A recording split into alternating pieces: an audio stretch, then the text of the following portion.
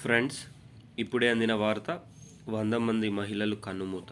ఈరోజు ఈ వీడియోలో దీనికి సంబంధించిన పూర్తి సమగ్రమైన సమాచారం గురించి తెలుసుకుందాం.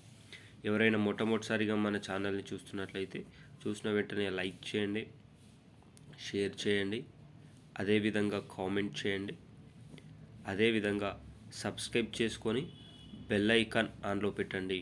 తద్వారా ప్రభుత్వం నుంచి వచ్చే ముఖ్యమైన సమాచారం నోటిఫికేషన్ రూపంలో రావడం అనేది జరుగుతుంది. ఇక ఆలస్యం చేయకుండా వీడియోలోని వివరాల్లోకి అయితే వెళ్ళిపోదాం.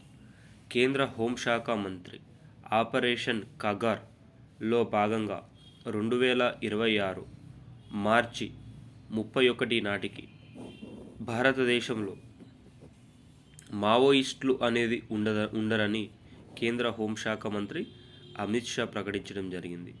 దీనిలో భాగంగానే ఆపరేషన్ కగార్లోని భాగంగానే కేంద్ర సాయుధ బలాలు భారతదేశమంతా మావోయిస్టుల కోసం చుట్టుముడుతున్నట్లు తెలుస్తుంది. దీనిలో భాగంగానే ఛత్తీస్గఢ్లో దాదాపు 6 నెలల సమయంలో 303 మంది మావోయిస్టులు హత్య గావించడం జరిగింది కేంద్ర సాయుధ బలగాలతో. ఈ 303లో 102 మంది మహిళలే ఉన్నట్లు సమాచారం.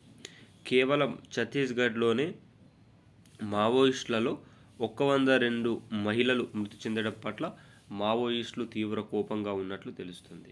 అయితే ఇది ఆపరేషన్ కగార్లోనే భాగంగా ఈ వెతుకులాట జరుగుతుంది, ఈ మృత్యుకాండన జరుగుతుందని కూడా మనకు అర్థమవుతుంది.